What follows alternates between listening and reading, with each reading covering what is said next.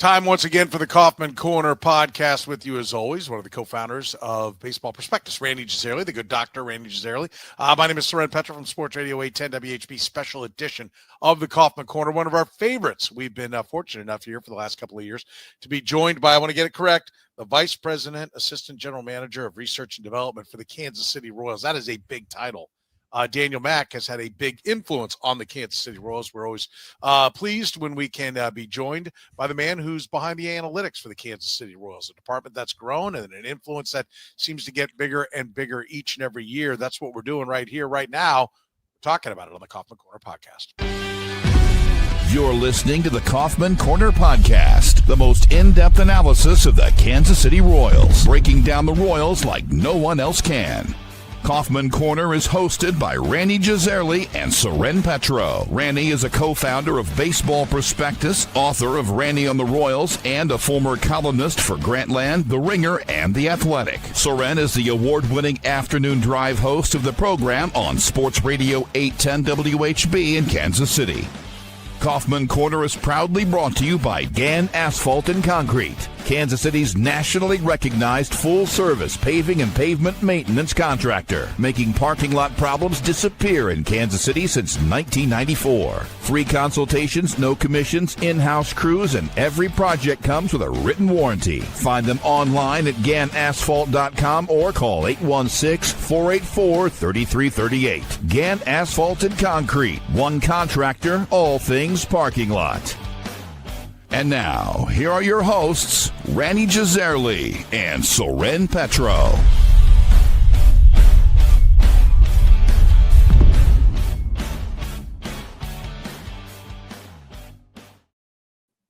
Thank you very much, Curtis. We do appreciate it. Off and running here on the Kauffman Corner podcast. Rany, we're going to talk to Daniel Mack, the man behind the analytics. I know you're giddy. You're excited.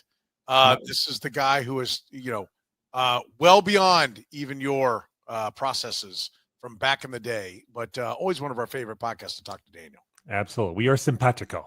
Daniel's my spirit animal inside the front office, so I'm very excited to talk to him once again this year. Let's bring on the Assistant General Manager of the Kansas City Royals. Without further ado, Daniel Mack joins us here on the Kauffman Corner podcast. Daniel, how are you, my friend? Thanks for joining us. I'm doing well. Thanks for having me. Yeah, we always enjoy the time and the conversation, and we always feel like we're a little bit smarter after talking to you. You bring us along so well. Look, one of the things we talked about, let's start with this. Last year, it seems like every year we talk to you, your department's getting bigger and bigger and bigger. Does that continue now with the direction the Royals are headed? Yeah, it probably not quite as exponential as it's been, but we're adding a couple of different positions. We've moved a few people around, just trying to keep growing where we can. Performance science is trying to grow where it can, things that'll help us sort of take another step forward. Well, thanks for joining us, Daniel. This is your third year on the show, I think. And as you know, every year that you've been on the show in the off season, the Royals went out and had a winning record the following year. And as you know, a sample size of 2 is statistically significant. So, I appreciate you recognizing the direct correlation between your appearances on this show and the Royals going out and having a winning record. So I wanted to start with something we talk about every year. And it's coming, which is, and this is a bad news, good news thing, because I want to talk about the walk rate. I want to talk about patience at the plate. It's coming. I should have done the Karnak on-base percentage. Every year you come on and you're like, yes, walks are very important. We value walks. We want to walk more at the plate. Every year the Royals go out and finish last in the league in walks. So we're back again. You once again reiterated they're important. And once again, the Royals finished dead last in the American League in walks drawn. However, and I'm sure you know this as well, they were laughably dead last before the All-Star break. I think 37 fewer walks than every other team in the American League. We've seen this movie many, many, many times before. After the All-Star break, the Royals were 5th in the American League in walks drawn. And okay, 5th may not sound like a big deal to fans of teams that are not the Kansas City Royals, but That's the highest the Royals have ranked in even a single half of a season since the first half of the 2011 season. So I mean, this is an anomaly. This is something new. And it connects with a decrease in their chase rate. This was not just a fluke. Like this stuff definitely seemed to be a concerted effort that was bearing fruit, and maybe it just took until the second half of the season. So I'm here to ask you, what changed? What was this something that was a different set of approach that just took time to manifest itself, or were there other changes made during the season that seemed to finally bear fruit in the plate discipline department? So I guess, first of all, I'm still a pretty big proponent of on-base percentage. That hasn't changed. I still walk probably the pure faith on that front. I think the difference in those two time periods really kind of comes down to having a roster that was maybe better built for matchups, in the second half, second part of the season. Mainly due to the fact that we are having these conversations. We do talk about wanting to improve our on base. We just had our pro personnel meetings this last week where, we bring in all the pro scouts, some, a few analysts from my department, our assistant director of R&D sit in there and we talk. And, from JJ down, I mean, it's a lot of conversation about increasing our odds of being able to get on base, and thus putting ourselves in more positions with runners in scoring position, and, kind of allowing that variance to potentially work in our favor. So, it starts kind of with that philosophical component. And then at the deadline, I think we had an opportunity and we got the chance to acquire Yaz. And, I think even just by adding a little bit of flexibility, a little bit of, back part of the hitting part of the roster to get a better matchup for a reliever can be the thing that increases on-base percentage, because you are putting someone who's going to just take a better at-bat. He's going to get into a deeper count. We want to improve our chase rates across the board. I think we have a couple of hitters on our team that, regardless of how good our on-base is in terms of how it generally improves, we're going to have a few guys that are going to constantly keep us from being able to get into that elite category. They're good hit. One of them's a really good hitter regardless, so we'll have to live with that. I really do think that from the conversations we had a year ago, roughly a year ago with you two, and then we went out and acquired Jonathan India, right? I mean, it's that slow process of turning a roster over and doing it in a way that's sustainable that I think we're starting to see bear fruit, and it's something that is constantly being talked about in our front office. How much is the one batter affect everybody else, right? Because it does seem like Yastrzemski was the real key. He was the one major change, the one I'm trying to think of, I'm trying to be technical here and come up with the one data point that was different, that was there. And does that, when you just that one guy affects it? So if you can get one more guy like that, and I know Yastrzemski is a free agent, if you can get, someone to replace him that works the count like he does, and another guy, does that exponentially, is every one guy worth more than just one guy? They actually have an effect of times 2, times 4, what have you.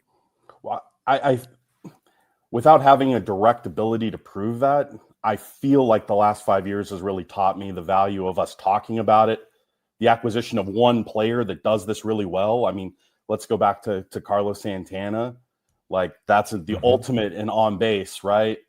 And he did a great job, especially in the first half of his first season with us. And you saw that, like, it helps a little bit, but it's like, okay, well, you could go with 2. And I think once you start getting a few guys that get on base and extend an inning, there is something to the way hitters are perceiving the batter in front of them and what they're doing, right? That I think causes a little more patience to happen. Maybe, and it may not be widespread, but it could be targeted to that reliever, to that starter the third time through, where it does. Yaz walks, and then Bobby's up, and they're not going to pitch to Bobby. And Bobby seemed to get a little bit more comfortable kind of keeping the line moving through a walk. And then it brings up Vinny, and Vinny's in the past, especially in the minors, shown a great propensity to walk. Like, he has a good knowledge of the zone. All of a sudden, you're moving in that way, and I think Carter will be an excellent addition on that front. That's probably one of his superpowers too, is an amazing knowledge of the zone. So it was just kind of these additions one at a time, and then you sort of hit that critical mass. And it's like, oh, okay, this team can create an inning, start an inning, end an inning by walking just enough to put a good hitter in the ability to drive to home with a single. I'm curious to know, do you know, like, within the clubhouse, did the players themselves sort of recognize, hey, we're taking more pitches, we're walking more in the second half, and we're also scoring more runs, and it's, the offense is finally clicking? Like, I'm just curious, you want that positive reinforcement where they see the emphasis on OBP and walks lead to more runs and lead to more wins, and then they want to do it more and they're even more motivated. So I'm just curious, does that come up at the player level, that they're like, hey, this is working, we need to, like, encourage each other to to keep the line moving, to borrow an old expression from the glory days? Is that something that's going on? Well, I do think that there are those pre-series or pre-game hitter meetings where they are going to talk about that, and we are going to bring up points of emphasis, generally ones that we want to emphasize that are really positive. So I have no doubt that was part of our conversation, especially when we were reaching pitchers potentially that maybe don't control the zone very well. And so it was an opportunity for maybe a get on base as a general mechanism. The fact that we had gotten through that part of our schedule last year where we'd faced some teams that were below 500, and it sort of juiced us back into the race. I think it's less about the players having that type of specific conversation, and more the fact that clubhouse really gels well together, and the desire to, step on the gas and try and get back into this. We're going to score a run no matter what it takes tonight. We're going to score 2 runs no matter what it takes tonight. And I think surviving to the extent that we were able to stay in the race through that pretty unfortunate stretch in June, I think is also something that this clubhouse needed to take, which is it's a lot of relatively still young players. I mean, they're veterans from a service standpoint, 2, 3, 4 years of service, but I like understanding that you can survive a down week, but you have to be able to pick yourself back up and sort of scrap whatever it is, whether it's a walk or a single. But I generally believe that just by adding a couple of those guys that can do it, you sort of propagandize the walk a little bit. Propagandize. I love that. That's fantastic. We're talking to Daniel Mack here in the Kauffman Corner podcast. I'm curious. You mentioned Carter Jensen coming up, and we've seen numbers like, if you go back and look at Kyle Isbell's on-base percentage in the minor leagues, it's very impressive. How much does the minor league numbers correlate to the big leagues? How much can you tell this guy? We take 80% of his numbers, we take 90% of his numbers, 50%, or this guy, we're rocketing him so fast that actually his numbers, once he settles in, are going to be better. How much do the minor leagues, staring at those numbers, tell us what a guy is going to be in the big leagues? Well, I think there's a couple of really cool things about that, right? I think one of them is the very traditional projection or forecast to the majors from whether it's AAA or AA is one of those models and statistical processes that I've really enjoyed throughout my entire career. I mean, in the amateur space, it's incredibly important to control for competition effects, but you do it's interesting to learn what levels in the minor leagues are truly maybe the most competitive for a specific age range. And so we know that there are hitters that can excel at a level for their age, but we should expect a drop off because potentially the pitchers in that league already walk a lot of guys. If you got just a little bit of patience, you don't have to do much. If you're the best hitter on the team, you can become a little more passive and your walks will go up, but you won't be able to remain that passive at the next level because pitchers are going to be a step better. They're going to attack you maybe more specifically, especially at AA and AAA, where I think there is a bit more of an advanced process. So that's kind of the first part of it. But the second part is we're getting into some really interesting data streams and trying to conceptualize those in terms of what it means to make a good decision on a pitch, right? What does it mean to take a pitch on the edge of the strike zone? Is that a pitch that is a really incredible 2-seam fastball that's starting, middle, in, and ending on the edge, that's a hard pitch to take versus, you're in a 2-0 count and it's a relatively flat 4-seam fastball in that same spot. A lot of hitters know how to lay off that pitch or do damage on it. And so I think we're kind of taking these new data streams and swing paths to try and figure out, like, what does it really mean to take at that pitch, and how valuable is that take in terms of what it means for your cognitive ability to know your zone versus you've played a lot at that level. You've gotten accustomed to knowing that you can take that 2-0 fastball. Does that make sense? Yeah, it does. Yeah. What I took from that is you're torturing me because you're talking about new data streams that I want to get my hands on and I know I never will. And there's, all this information. We've talked about this before, Soren, about, the teams have access to data and they're doing things now that may not make sense to you and me because we don't have the data that is driving that. But yeah, that's very exciting. And that kind of plays into what Soren mentioned about Carter Jensen, because I mean, we don't have that kind of data at the minor league level, but we have a very brief September cup of coffee. And I mean, forget his raw numbers. Like the analytic numbers are almost too good to be true. I mean, if you look at his Baseball Savant page, it's just red everywhere. Like, but he had 300 and slug 500, and he might've been underachieving. And, it's probably not a coincidence that he has, even before this year, some of the best plate discipline in the entire organization.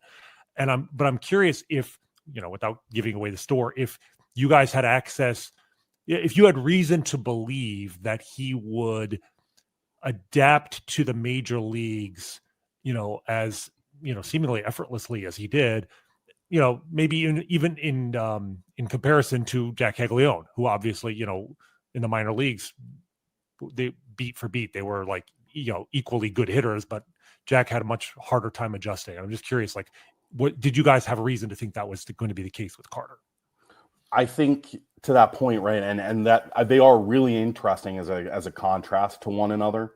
The one thing I think we've learned about Carter, it's odd to say, right, we have way more data on Carter from both a pro perspective, but I'll even say this, going back to his time as a high school player, right, we knew some things about what Carter could do. Our scouts obviously love the fact they believe they had high conviction in the hit tool.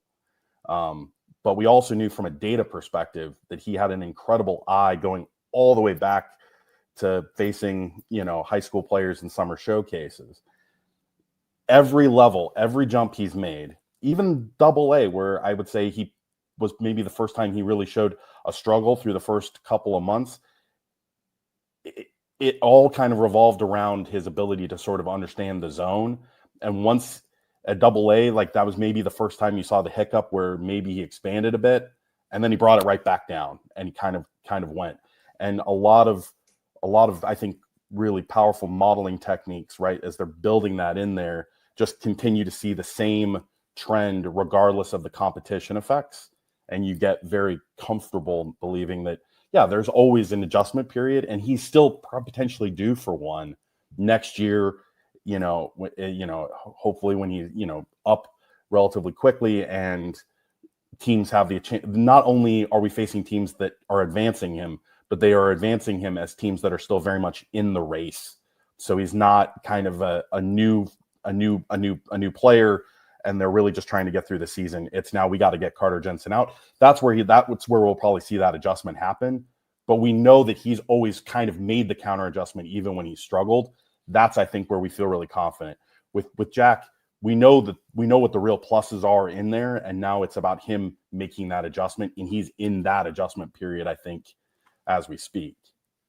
We've got a lot more we want to talk about with our guest, Daniel Mack, the Vice President of Analytics. Basically, I'll shorten his title. It's a very impressive title, but Assistant General Manager for the Kansas City Royals. We'll do it after we hear from our friends at Gann Asphalt and Concrete. Remember, the weather's getting cooler. That means that seal coating is about ready to be wrapped up for the year. Book your appointment now. Gann Asphalt and Concrete, proudly serving the greater Kansas City area. Nationally recognized full-service paving and pavement maintenance contractor. Locally owned and making parking lot problems disappear in Kansas City since 1994. Let Gann educate you about the most cost-effective way to solve your parking lot problems. With free consultations, no commissions, in-house crews, and every project comes with a written warranty. Gann Asphalt keeps your parking lot safer and helps you and your business avoid unnecessary delays and costly expenses. Find Gann online at GannAsphalt.com or call 816-484-3338. Gann Asphalt and Concrete. One contractor, all things parking lot. Your favorites are back, Kansas City, now for a limited time at all your Kansas City Whataburger locations. The Bacon Wrangler Double, 2 large beef patties, American Monterey Jack cheese, bacon, fried onion strings, pickles, and chipotle aioli sauce. Or how about the sweet and spicy bacon burger? 2 large beef patties, American and Monterey Jack cheese, bacon, grilled onions, and topped with sweet and spicy pepper sauce. Or grab the patty melt or even the honey barbecue chicken strip sandwich. They're all perfect with the Whataburger Dr. Pepper Blackberry Shake. Remember, Whataburger is open 24 hours a day with breakfast served from 11 p.m. to 11 a.m. And don't forget, you can get all your Whataburger favorites and more by downloading the Whataburger app with the QR code. Whataburger, proud sponsor of the Kauffman Corner podcast. We're talking with Daniel Mack, the assistant general manager for the Royals. And Daniel, I want to ask you about, the numbers about going for it, right? Like, when the deadline came down, you mentioned, adding to the ball club. And there are a lot of people that would have looked at the team at the time and said, you know what? Like, we got to play for next year. I was one of those guys, right? I said, I'm not sure about going for this. I think you're not going to get there.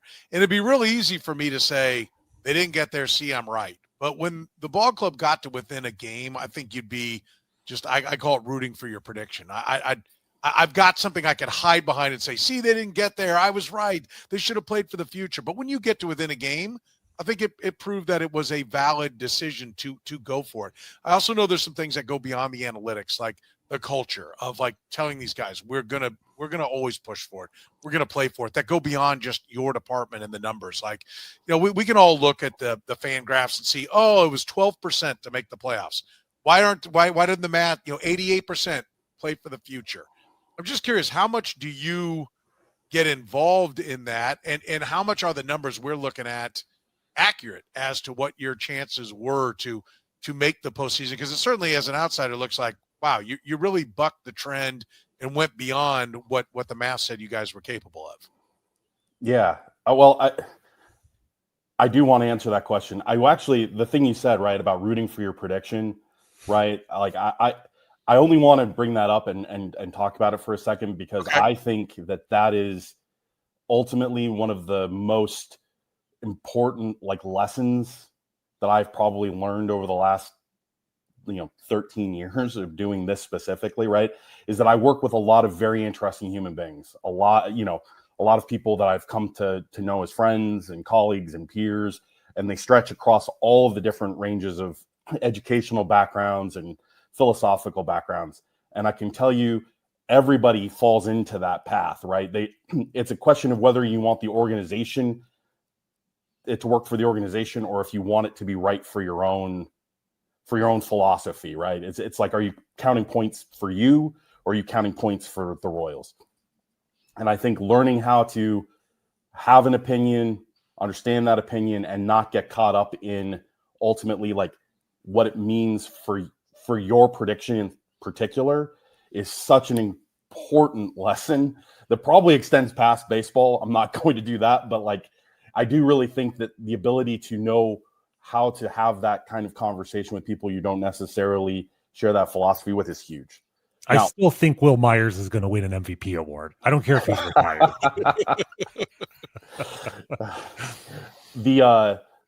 But to go to your point about the deadline, I think one of the things that we've really been able to do over the last few years is the way we've sort of understood the value of the player, the value of the runs added, the run value and the wins, and just being extra prepared at these moments in time. Our pro personnel director, Jimmy Cuthbert, is elite at that. He's elite at preparation. So I don't think we've walked into an off season or a trade deadline in the last couple of years and not known where we stand in terms of how we view our team or the players that are potentially available to us. So I don't think we went into it being like, yeah, we're going to go for it. Like, this is the year.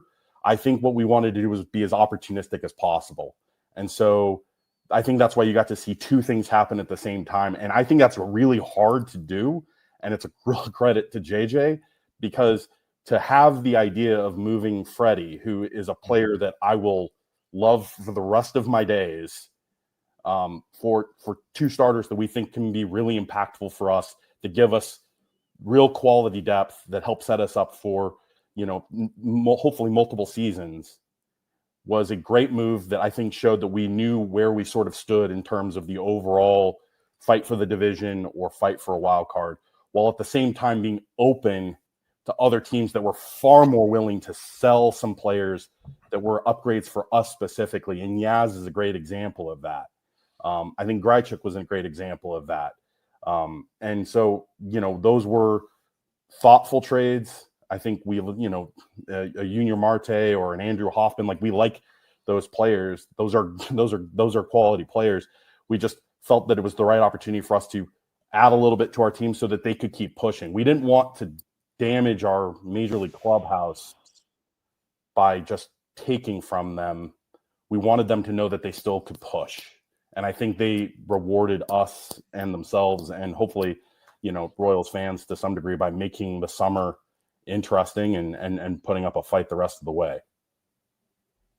Yeah, you brought up the Freddie Fermin trade. I want to get into that because we haven't really talked about the pitching, and we should, because this season might have been more impressive on the pitching front than even last year. Because last year you could at least say, well, how often does a team go through a season and have basically 5 starters make every start? This year, Cole Reagan's out for most, half the season. Seth Lugo out for the last 2 months of the season. Like, you had pitchers, Chris Bubich, the great story in the first half, out the second half of the season. And yet the Royals ended up with the second fewest runs allowed in the American League. To me, this was almost more of a proof of concept that whatever you guys are doing on the pitching development side, identifying pitchers, figuring out what their strengths are and maximizing that, much more than last season, because you were doing it with multiple guys. And I feel like the acquisition of Ryan Bergert specifically, what we saw from him after the trade, it felt to me like he was almost the ultimate amalgamation of like the data side, the scouting side, the pitching coach, and people like Zach Bove, like the pitching shape, altering pitching shape, and the usage of his repertoire to get a guy who take out his last 2 starts. I assume his arm was starting to bark, but like prior to that, he looked like almost an instant ace. And trying to figure out why it came down to, my understanding is his ability to pair a fastball that has tremendous backspin, so he gets a lot of vertical movement on a fastball, and a sweeper that gets a ton of horizontal movement. And you see a lot of pitchers of one or the other, but it's very rare to have both. And again, we don't have the access to the data that you guys have, but this was sort of the outside analyst's understanding of Ryan Bergert. I'm just very curious, like, without giving away the store again, how much you can tell us about, like, did you guys identify Bergert, early on, even maybe in the minor leagues or right when you got to the majors, as a guy who, had untapped potential, and if that he just used these pitches more often, that he would be, a potential top of the rotation guy? Like, I'm curious to take us through the process of how your department was involved in pinpointing him and identifying him as a guy that the Royals should trade for. Yeah, actually, I think an interesting thing with Ryan for our department goes probably all the way back to him being in college with West Virginia, right? And there's an interesting parallel. It's not exact, but that's why it's called a parallel between him and Noah Cameron, right? Which was, they both were Tommy John guys. There was some limited TrackMan data that was very positive for both. They had both been able to perform at a reasonable level in their collegiate careers, and we and the amateur scouting room, the draft room, had interest. It was just a question of where you get a player like that when you don't have a ton of confidence. And for Noah, we were very fortunate to get him as late as we did, and he obviously has shown what he can be so far. San Diego obviously gets Ryan and Bert, and they develop him. That player, kind of sticks around, and as analysts, we talk about players like that, and he's popping up. And during the deadline, when the conversation and the opportunity to talk with San Diego came up, that was one of the players that they said they were almost immediately willing to talk about. You get extra excited, right? And I knew that the moment our major league pitching group was going to be able to take a look at it, they were going to see things they liked. One of my analysts, Brandon Nelson, who's an assistant director with us, is extremely talented with pitch design in his own right. There was a lot of excitement about where the breaking ball could go. But one of the things that's really, and you hit on it, right? It's a fastball that plays inside the zone. And there's some teams that's really what they want to acquire. They want pure fastball quality that you can just fill up the zone with. And the Mariners are a good example of that, right? They're willing to, they've acquired, through draft and other means, they've acquired starters that can just fill the zone with their primary pitch and then use their secondary to work off of it. It was a really great chance to acquire a right-handed starter that can do that for us. So that's kind of the sort of the long trajectory on him and why he would appeal to us. Yeah, one of the things we were chatting about before we got started here was biomechanical data. Like, how is that changing what you're doing? How is that, enhancing what you're doing? Yeah, so we have been collecting and we bought the biomechanical pitching cameras that we utilize Hawkeye in all of our minor league stadiums, the major league level. We actually even have the biomechanical cameras in Surprise Stadium. And our director of performance science, Brittany Bozzini, hired a very talented biomechanist, Amanda Delaney, and they've been working on building, her staff have been working on building the infrastructure for us to not just collect the data. That's relatively straightforward, but how we process it and how we were going to utilize it. And this year, Amanda and our performance scientist that's actually with the major league staff, Corey Parrott, kind of both produced our first really serious non-third party reports for this kind of information. And, it says a lot about how we've been building the organization over the last few years. We have a ton of coaches that really can dive into that information with our performance science department to kind of understand, are you leaking momentum somewhere? It's body movements, especially in baseball, are very there's a really important sequential order, right? In terms of pulling ground force up through your body and either getting it to the bat or getting it out of your hand if you're a pitcher. And I think even just their really straightforward and clear reports have helped us kind of understand how to keep some of our guys if they're drifting, or potentially to find ways of increasing that momentum or helping with command issues a little bit that are coming from leaking from just like a body movement perspective. It's been incredible to see this last year, just not only those reports come to fruition and become widely available for almost all of our players at almost every level, but the amount of buy-in we've gotten from the rest of our staff to meld that with the traditional pitching coach kind of approach. So you mentioned Noah Cameron earlier, and I want to take a kind of a big picture approach, because he had an incredible season. I think better than even the most optimistic projections might have had him, in ERA under 3.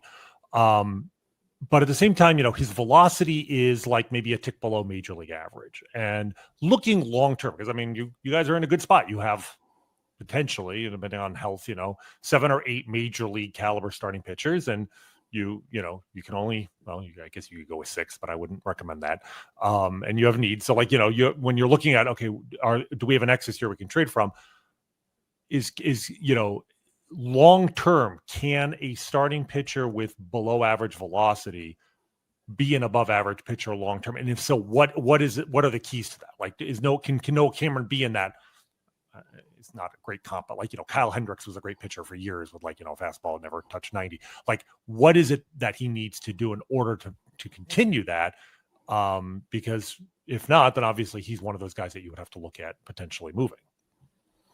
So the way I would say we've come to learn about this and the way I try to conceptualize it in my head, right? When you have overwhelming stuff, you have the opportunity. You can be below average in maybe a couple of different traits.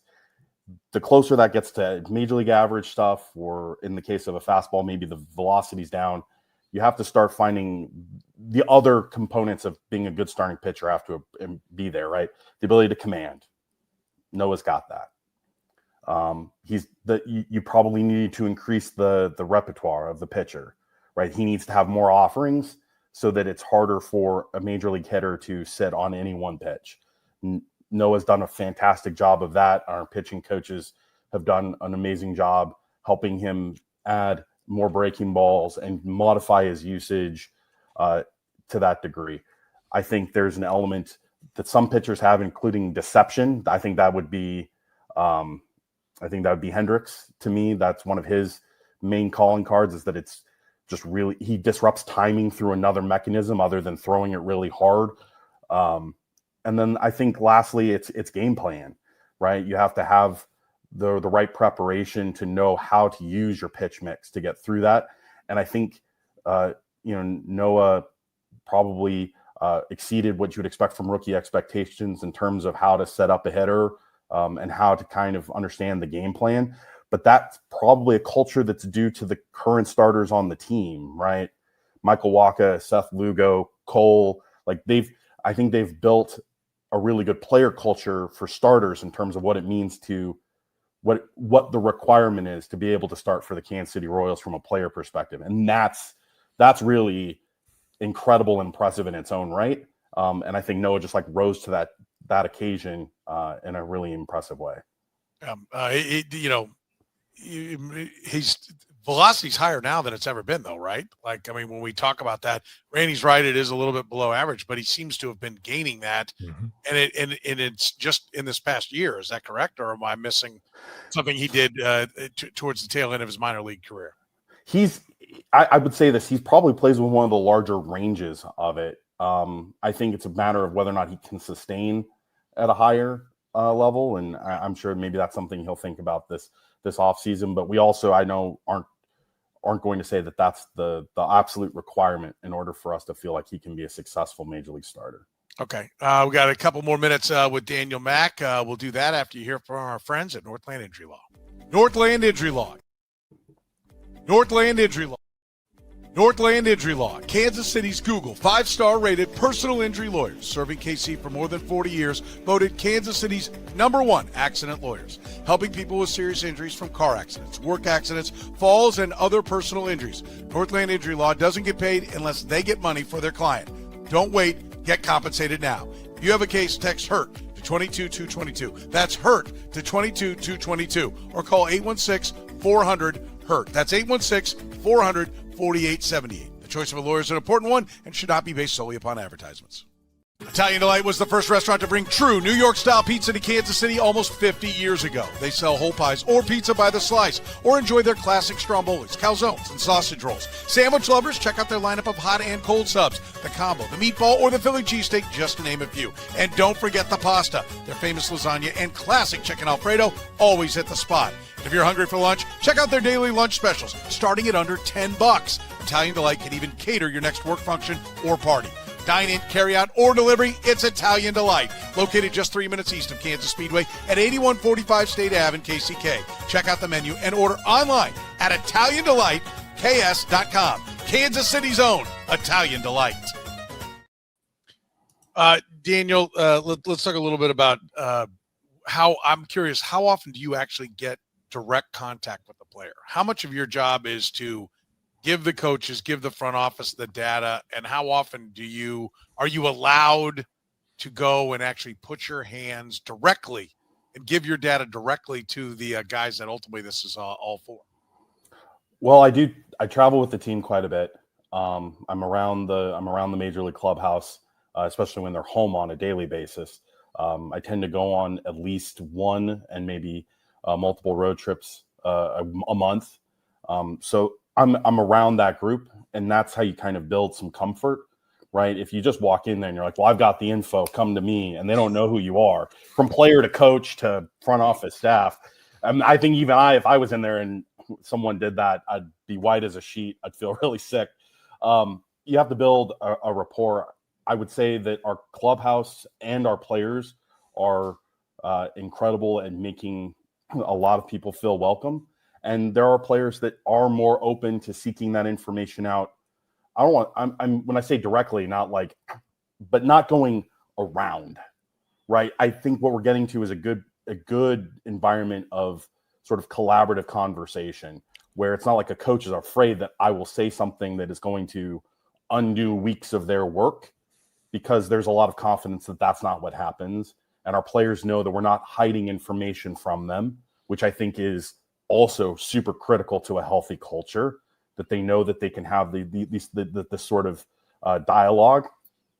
And I think what we are doing is we're like constantly trying to just build a way for that conversation to not feel like, well, I contain the data and you contain the coaching. I think we all want to seek out a good coaching environment where there are coaches that handle that data extremely well, regardless, and thus having someone else in there that's just an extra expert at that is beneficial for everyone, whether it's defensive information, pitching information, hitting information, base running information. I think that's part of it. I mean, my group also employs a major league clubhouse analyst that is with the team every day. And that person's job is to be able to know that they may have to interact with a certain subset of players. The flip side of that, however, is that like, we're not going to go to a player that isn't actively seeking that information out and just bombard them with that, because that doesn't solve a problem either. You might make them more angry about information, less trusting about that information. There's a bedside manner to this that, I'm not that kind of doctor, but I do have to have a good bedside manner. So you don't just walk in and just say, you have cancer, you're going to die. There's some finesse. I get it. I'm curious what philosophically, what your department's feeling is about, like, when we talk about expected versus actual results. You know what I mean? Like, obviously, we can look at Cole Reagan's his ERA was almost 5 this year. His FIP was 2.5. Like, I think there's an understanding that, like, in part because Cole Reagan's was awesome last year, that like, okay, you just had some bad luck. But when you look at someone like Jack Caglianone, right, and his expected batting average this year was 248, and he hit 157. Right, he slugged 432, and he's supposed to have slugged 432, and he did slug 295. Like. And I think we saw it when he first came up that, he was hitting hard line drives and just finding gloves. And then it seemed like maybe mentally it got to him or whatnot, but he seemed like he changed his approach a little bit. He started hitting more ground balls.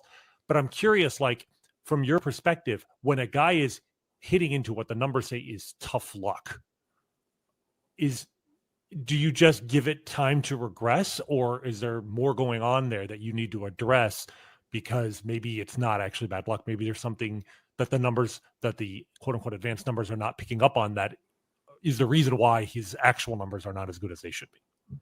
So my approach, our department's approach to this, and I'll use a little bit of that terminology, but it matches expected. And right, you've got actual numbers, and then I like a translation layer, and that's what I think you would mean by expectation, right? A model that can take other things other than the actual numbers and try and come up with what we think would happen if we removed the really high upside part of variance and the really low part of variance and bring those together. I then like a projection layer on top of that, which is to take that expectation, that translation, and pair it with their previous forecast or maybe a little bit of their actual, to sort of know where we think they will go the rest of the way. That to me is a more effective mechanism, because the things that happened that we expect, they're already in the past. So expecting that pure regression off of that sample, really hard to do, because you don't know how things are going to change. You want to know what we forecasted before to get to that point. And then you have the following year forecast that is now taking that expectation, that translation, and blending it all together. And that's about as under the hood as I can get without getting into the actual models that we use there. But the belief there is that, and it's a phrase I use a lot, right? All models are wrong. Some models are useful. And expectation models are a perfect example of that, because things. I mean, a great example of that, I believe, is like Salvi almost always has a much higher expected WOBA, but he won't. There's things that those models are not accounting for, or collinear components that are going to keep that from happening. So if we're waiting for that to happen, we're all gonna grow old together in that moment. So it's a little bit of knowing what we expected to happen when he first came up, kind of letting that expectation brew, and then hopefully like forecasting what we expect the rest, or projecting the rest of the way, is really where I sit. And kind of going back to the beginning of our conversation today, right? There's an element of that jump in competition level where you have to expect that someone's going to have to make an adjustment. So I don't know if I'm like answering the question. I'm either answering it too specifically or not specifically enough, but hopefully somewhere in there is a valuable way of saying, like, I do expect regression, but I've learned that it has to be taken with a little bit of a grain of salt, because there's other things that we have to consider in that transition. We're talking to Daniel Mack, Assistant General Manager for the Kansas City Royals. He's in charge of the research and development. He's the analytics guy for the Kansas City Royals. My last question, I'll let Rany have the last one, but my last question for you, Daniel, is that, how much you mentioned Salvador Perez, Whit Merrifield, Noah Cameron. There are a number of prospects, and maybe it's just because I follow this team. This is the club I grew up rooting for, that I don't see that this is happening everywhere else. But to me, it seems that you guys have a tremendous ability to bring guys up through the system that never get the rankings that they deserve, that they get to the big leagues. Nobody thought they were going to be anything, and they end up being really, really productive players. Is there something the data's missing? Am I just missing it? Everybody in baseball's got it, but why from my perception does the top 100 prospects seem to miss more of your guys than they do maybe other guys? Well, I would say that I think that question could probably be a little complicated. I think there's potentially some reasons that involve the sort of the provenance of the prospect, right? Where were they drafted? Where were they signed out of? How much was given to them? I think there's a little bit about how those players are potentially marketed, right? I mean, if you blow past a certain performance level, you're a top prospect regardless, right? That's the David Shields, the Kendrys Churios of our system, hopefully continue what they're doing. That's an undeniable top prospect kind of line. But I think there's that middle ground in there that I do believe every team has. It's just the sport probably can't get to that group because it was the one that fell. It's the sport that has prospect lists, right? You obviously cover the team across the street from us. Right. Prospect lists end after the draft. Yeah. Now they're players. Now they're there. And, you're hoping that the first, second, third rounders are going to be impacting the football team that fall. We've got that growth. And so I think for everybody, you might pay more attention to those players and know that we have a great amount of care for them. And because of that, and this is a mark of just our culture, we want those players to matriculate all the way to the big leagues. We want them to get there. And I think that is a development characteristic about giving them time. And this, I think one thing I've also learned over my entire career with this team, right, is there's a great amount of desire to give players the time to develop and not just prepare to move on to the next one. All right. Okay. Just one question. Haji, I got a lot to pick from here. Here's a good one. So I feel like the Royals revived a tradition this year with Tyler Tolbert being on the roster most of the season. Like, I mean, in a tradition in the grandest sense. I mean, going back to Gerard Dyson and Terrence Gore, and I feel like, especially now that there are 26-man rosters, this is extra roster spot to play with. The value of a truly elite pinch runner, it seems to me like that's a better use of a roster spot than like, a 14th, or I guess you're not allowed a 14th, but a 13th pitcher, or, a defensive replacement, what have you. Very few teams seem to be as willing to commit to that as the Royals have. And I'm just curious, if you guys have a model that says how much value can you get from that, and why other teams have not seemed to embrace that same, that same roster spot usage. Well, I do think, the sport tends to get a little cookie cutterish when it comes to applying some models very generally.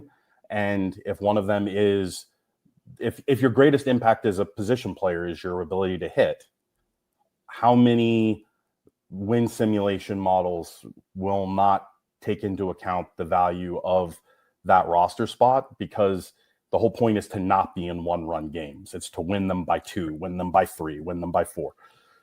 If you do that, then it's entirely possible the value of that last bench player that can come in to face the tough lefty that has enough defensive value is the way you try and win a game by 2 or win a game by 3.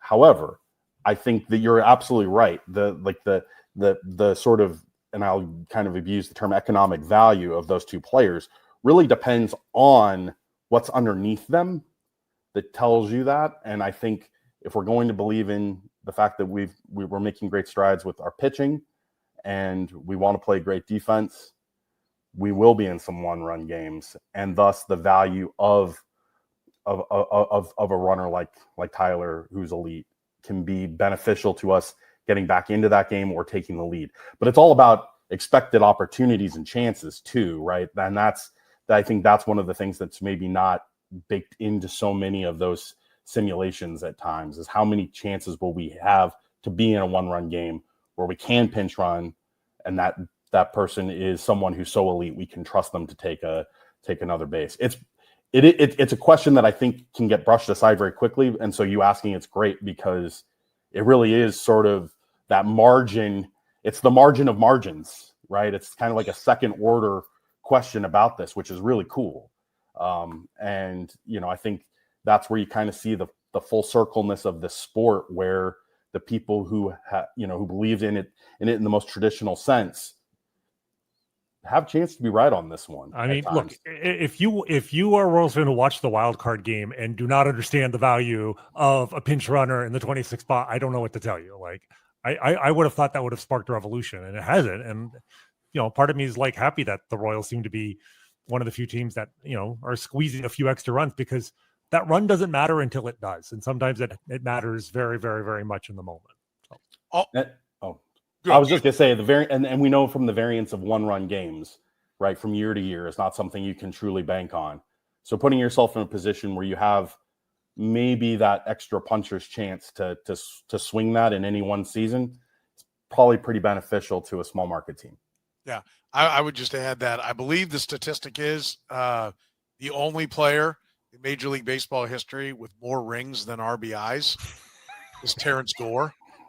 I believe he has 3 World Series rings and 1 RBI in his career. So somewhere along the line, people paid attention at least a little bit, right? Absolutely.